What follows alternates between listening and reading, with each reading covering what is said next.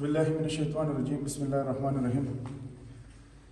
مسلمانانو راغلي دي مدرسې ته قاري صاحب محترم سره ناست یو، چونکې د دوی په دې مدرسه کې د دې سره دغه د تجوید قرآن شریفونه او ورسره دغه نور ساده چې کوم قرآن شریفونه دي دغه لږي دغه هم د مدرسې ته راوړي دي. خو موږ بار بار یو خبره تاسو ته کوو چې د مدارسو سره تاسو جوړاو ساتئ، د مدارسو سره مرسته کوئ، د علماء کرامو سره خواوشاته کینئ، د هغوی خبره اورئ.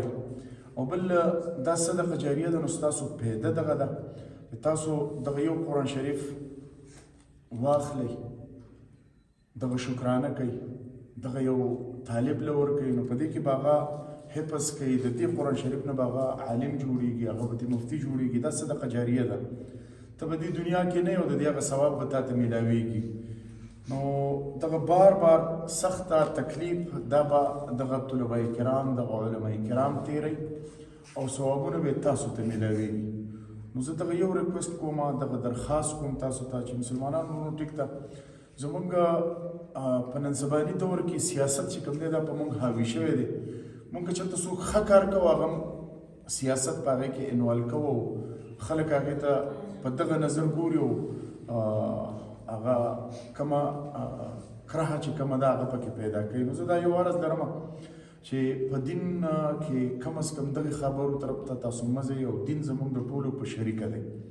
لہذا دغه به مې درخواست وي چې چېرته م طلبه کرام وي، چېرته م مدارس وي، چېرته م علما کرام وي، د هغوی سره خپله مرسته کوئ، که په ښکاره کوئ که په پټه کوئ. بل زموږ سواتي فاونډیشن نه موږ ګرځو چې چېرته موږ ته مدارس میلاویږي او هغې کې د قرآن شریفونو ضرورت وي، هغوی پکې حفظ کوي، هغوی پکې علم کوي څوک. نو موږ هغه خلکو ته دغه بیاض القرآن، دغه نوراني قاعدې، رحیلونه چې د مدرسې کم ضرورت یې هغه موږ ورکوو. بل یو درخواست کوو که چېرته زاړه قرآن شریفونه ضعیف چې څه ته وایي ضعیف قرآن شریفونه یې، شهید قرآن شریفونه یې مقدس اوراق نو هغه تاسو سواتي فاونډیشن ته زموږ خپل د دې دپاره ځګی دی، دفتر دی، خپل محل دی، بیت القرآن دی، هغې ته تاسو راوړئ. هغه موږ په اسلامي طریقه باندې بیا کفن دفن کوو او دغه د بې حرمتۍ نه د بچ کولو کوشش کوو. نو مسلمانانو دغه دین چې کوم دی دا زموږ په شریکه دی، دا قرآن شریف چې کوم دی دا زموږ په شریکه دی. ټول به دغې ته دغه مرسته کوو، ملاتړ به کوو، ملا به تړو چې یاره دغه زموږ دا کشران چې کوم دي، زموږ دا بچیان چې کوم دي، دا د ګل په شان ګلونه چې کوم دي، دا د دین بزغلي چې کوم دي، چې دا علم حاصل کړي، د دې پیدا به موږ ته دنیا او په آخرت باندې رب لا یزال الله کوي. نو قاري صاحب دغه قرآن شریفونه دي کومو طلباو ته ضرورت دی، بلکل تاسو هغه طلباو ته دغه قرآن شریفونه ورکړئ.